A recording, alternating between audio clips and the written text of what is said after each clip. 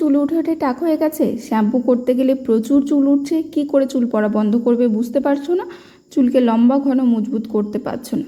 চলো আজ আমি তোমাদের জন্য এমনই একটা রেমেডি নিয়ে এসেছি যেটা তোমাদের চুলের গ্রোথ বাড়াবে, চুল পড়া বন্ধ করবে, নতুন চুল গজাতে সাহায্য করবে। তো চলো অবশ্যই পুরো ভিডিওটা দেখবে। চলো তোমাদেরকে দেখিয়ে দিই আমাদের আজকের এই রেমেডিটা বানাতে কি লাগছে। এটা কি দেখে নিশ্চয়ই বুঝে গেছো, এটা হচ্ছে অ্যালোভেরা।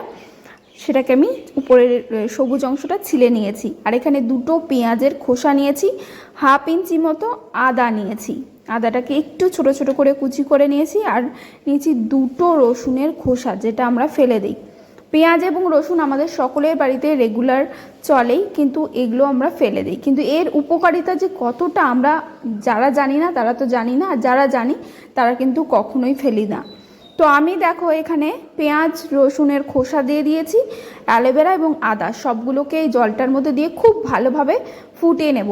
যতটা জল দিয়েছি তার হাফেরও কম নিয়ে নেব, মানে 3 ভাগটা ফুটিয়ে ফুটিয়ে শুকিয়ে দেব, তারপরে 1 ভাগটা রেখে দেবো। দেখতে পাচ্ছ কতটা শুকিয়ে গেছে। তো আমাদের কিন্তু এটা একদম রেডি হয়ে গেছে। এরপরে আমরা এটাকে ছাকনার সাথে ছেঁকে নেব। গরম গরমই ছেঁকতে পারো কিংবা ঠান্ডা করে নিয়েও ছেঁকতে পারো, কোনো অসুবিধা নেই।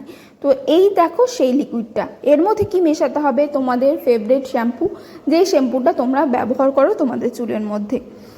পরিমাণ অনুযায়ী এখানে আমি আমার চুলের লেন্থ অনুযায়ী এবং আমার যতটা প্রয়োজন দুটো শ্যাম্পু এর মধ্যে মিশিয়ে নিয়েছি।